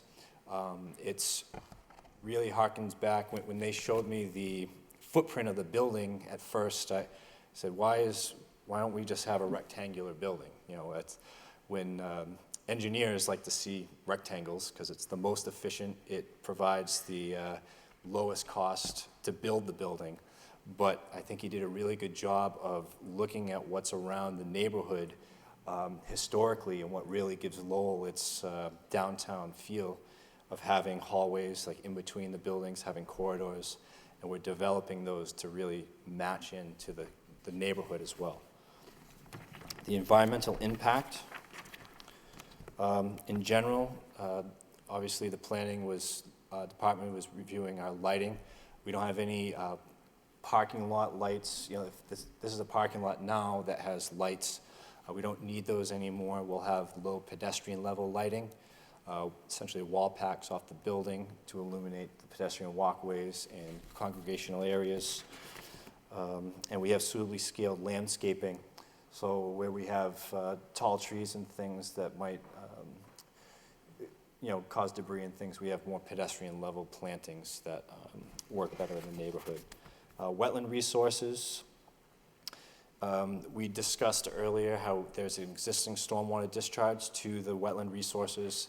We're looking to improve that by the addition of our water quality treatment system. You also have to go before conservation, Yes, correct? we've filed with conservation, and they asked that we delay our presentation to them until we finalize the site plans. So, habitats, there's no priority species, there's no rare species on the site. Again, it's already developed. Air quality, we're going to be heating with natural gas to the site with high efficiency units. It's not a factory, we're not generating any air pollution. Groundwater, we've actually, because it's a redevelopment site, have to look at things like the soil quality and the groundwater quality. So we see no impacted groundwater now, and we're not going to be recharging any discharge, no sewer septic, no septic systems, no discharge there. And we have historic and archaeological resources. There's no listed archaeological resources on the site other than being adjacent to the boot mills. So we do have to file with the Historic Commission, and we're working with them to make sure we're appropriately sited and have materials on the exterior that fit in. And fiscal impacts, as far as impact on city services, we will be paying taxes to the city. As far as city services that are needed to service students, I think Bill spoke well that we're still going to have, right now we have students that are spread kind of throughout the city that can have their way with whatever they want to do. Here we have a managed facility. If they're out of line, they're basically going to be asked to leave the facility, and it's important to Rick to have a facility that's well run and not known as Animal House here. So we also have a fully sprinklered system, so hopefully the fire department won't have to go into these small communities everywhere else. We have a protected site here, and we're expecting their blessing. Inconsistency with the master plan. So this is part of the master plan. We do want to bring private student dormitories to the city, and this is one of the areas that it's zoned for. So concluding, we say that there's no environmental impacts and that we meet the 6 criteria of the special permit. And if you agree, then it allows you to actually grant the special permit based on what you have. Just a real quick question. You doing anything with like solar power or anything like that, any technology? Rick asked me to, my firm, we actually do a lot of ground-mounted solar designs, and we have a few clients that that's their only business, actually. Some of them actually have offices here in Lowell. So he asked us that we talk to them.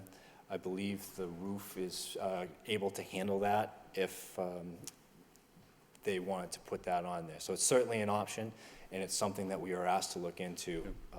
There's no additional permitting or impacts to the surrounding area, so we generally don't present it with a site plan review process when we do a building.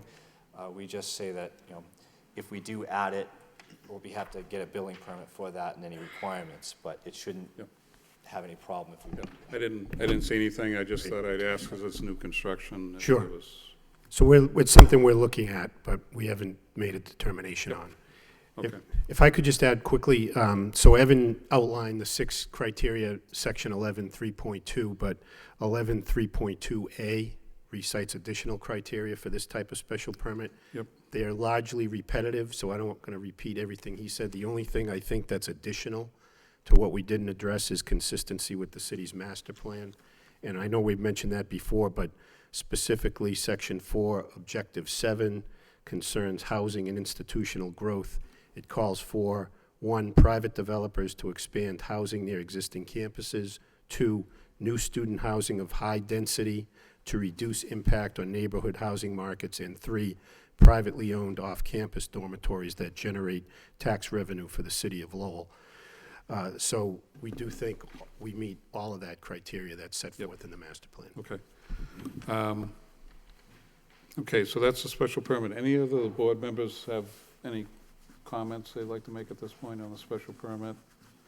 Well, if I may, Mr. Sure, Chairman, go I ahead. want to add the issue that I brought up with Joe earlier, and that is because it is still under site plan review, that if we were to approve this, that we would condition it on the, the final package and plans be provided to DPD. Yep, sure. Yep. And the same goes with the variance, too. Yep. So what I'd like to do is just take a minute or two and reconvene, talk about, I've listed out some conditions here through the discussion, so, and then we'll move to the variance piece, if we could Okay. do that, okay? All right. Thank you.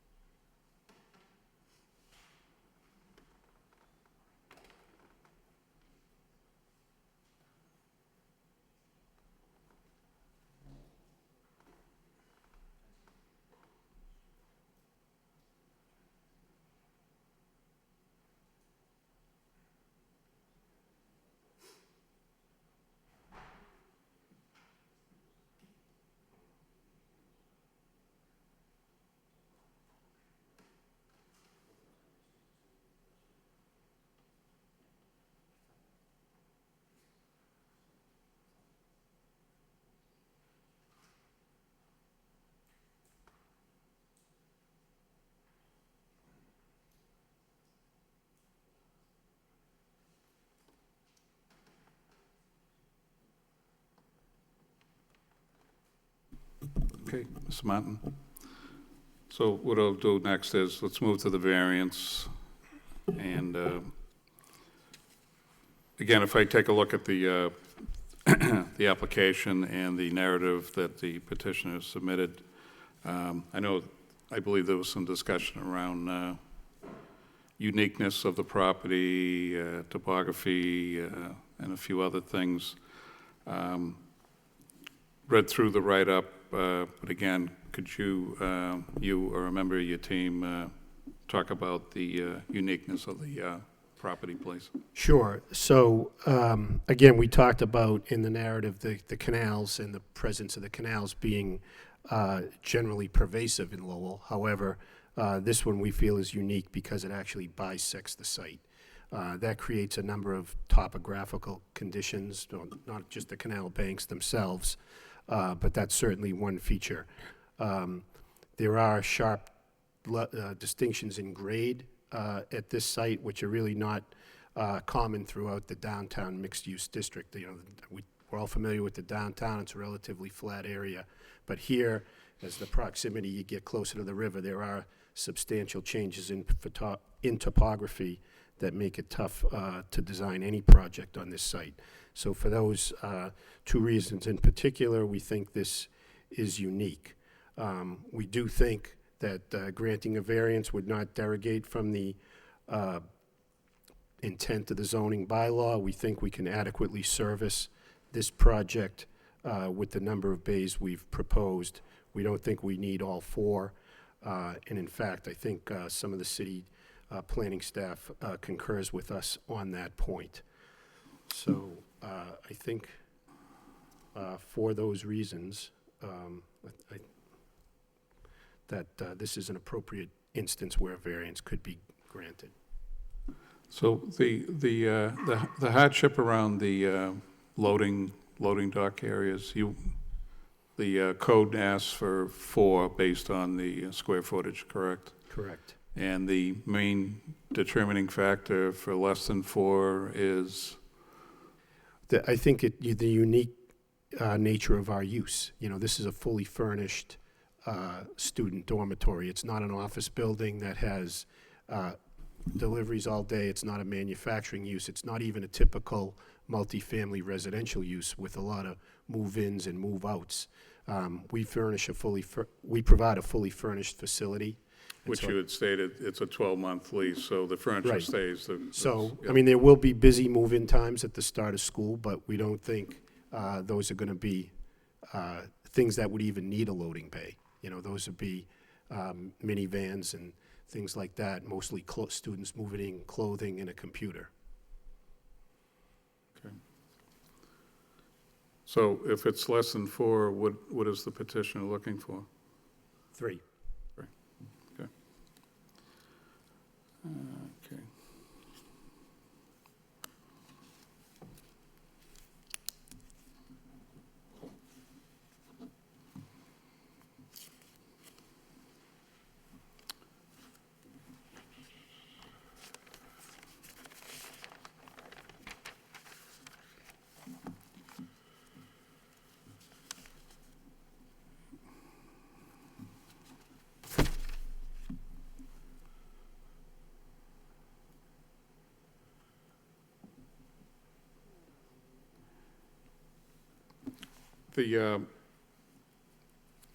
As far as the, I don't want to jump around, but maybe I will just for a quick second. Sure. The queuing with the transportation, whether it's vans or buses, what was that, 24 students per?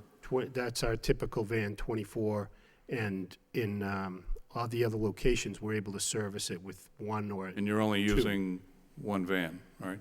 Well, Or 2 at the maximum, but. 2 at the most is, yeah. So at the most, only 2 would be at that site at one time, is that? Yes. Okay.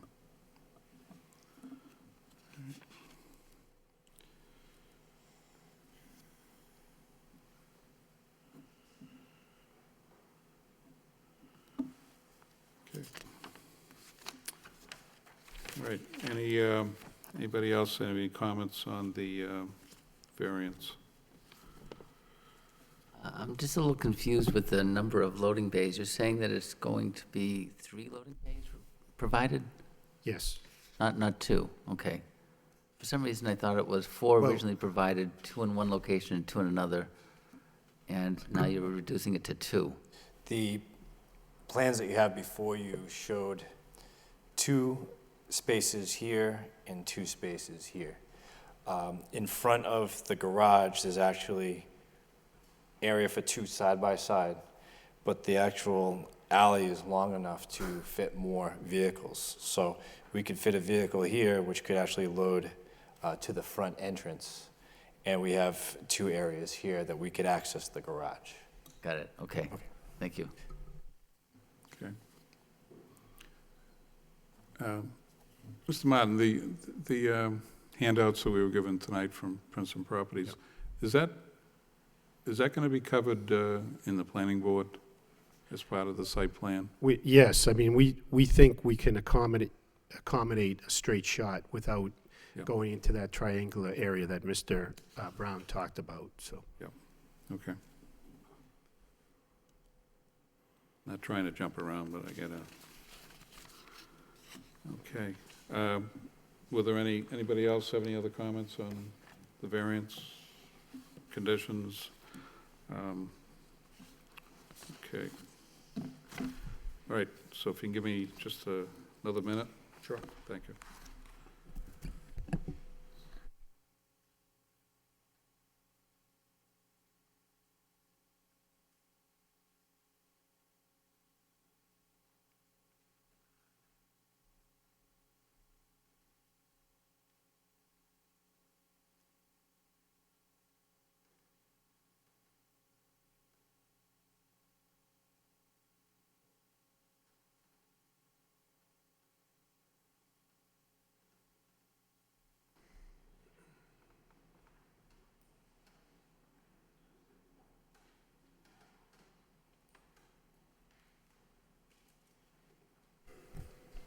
Okay, Ms. Mann. So I guess based on the presentation and the documents submitted by the petitioner and also the comments for those in opposition and weighing the burden that's on the petitioner to support the awarding of both a special permit and a variance, I believe, based on the facts presented, that the petitioner has met the criteria for both the special permit and the variance. But we have some conditions. I'd like to run through those first. Sure. To make sure, A, you're in agreement, and B, if you're not in agreement, we can discuss it now. So what I'll do is, excuse me, I'll hand it over to Dennis to run through the conditions. Okay, the conditions that I have for the special permit are as follows. The first condition is that the applicant resolve all issues raised by the fire department, water department, and transportation department.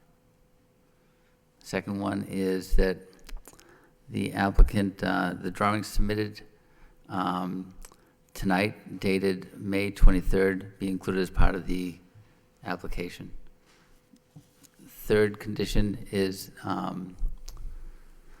that the final plans be accepted by the planning board, conservation board, that the zoning board approval is conditioned on the final approval by the planning board, conservation, and historic boards.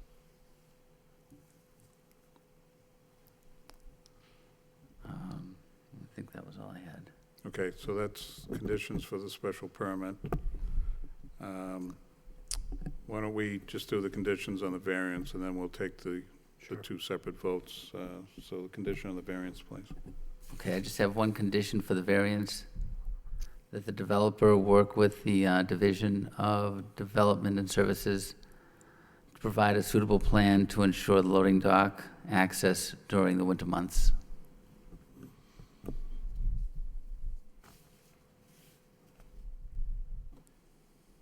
So I'm just trying to get the right wording. Could you just repeat? Sorry. Yeah. The We work with developer development services to, provide a suitable plan to Okay. ensure the loading dock access during the winter months. got it. Okay, you accept all those conditions? Yes. Okay, so what we'll do, we'll take the two separate votes. The first vote we'll take will be for the special permit. Could I have a motion, please? Three, Mr. Chairman, I'd like to make a motion for ZB 2016-30 for a special permit for 1 Merrimack Plaza,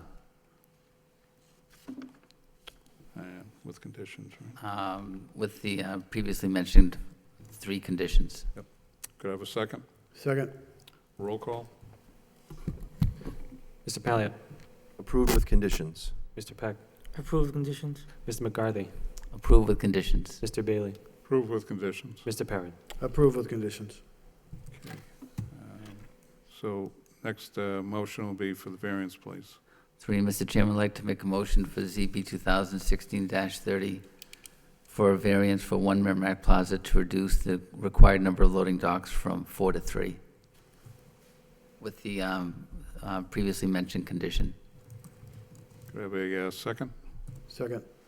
Roll call? Mr. Palliot, Approved with condition. Mr. Peck, Approved conditions. Mr. McCarthy, Approved with condition. Mr. Bailey, Approved with conditions. Mr. Perrin. Approved with condition. Okay, Mr. Martin, been approved for Okay. both special permit and variance. Members of the board, Mr. Chairman, thank you very much for your Yep. consideration. I appreciate all the time you've given this tonight. So Great. we think that this is going to be a project that you and we and Lowell will be proud of. Thanks very much. Thank you very much.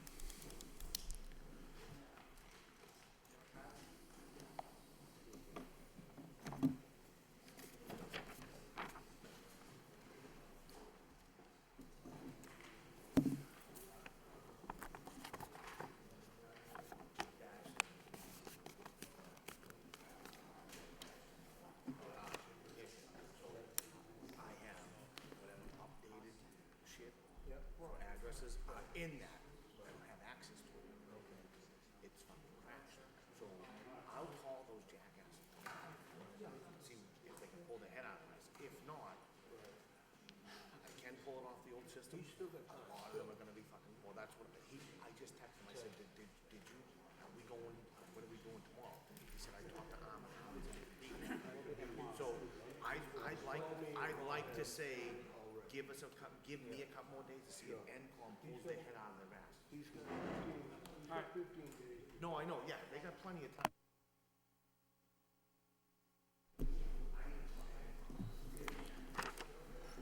Okay, our next matter before us is other business, and we have no minutes to review this evening, right, Joe? No, none at this time. Okay, all right. Next meeting, June 13th, does that sound correct? That's correct. Yep. All right, and we have, was it, they all continuances? I think for the most part, I can't quite remember off the top of my head. Connector Park is probably the major project that you have in mind.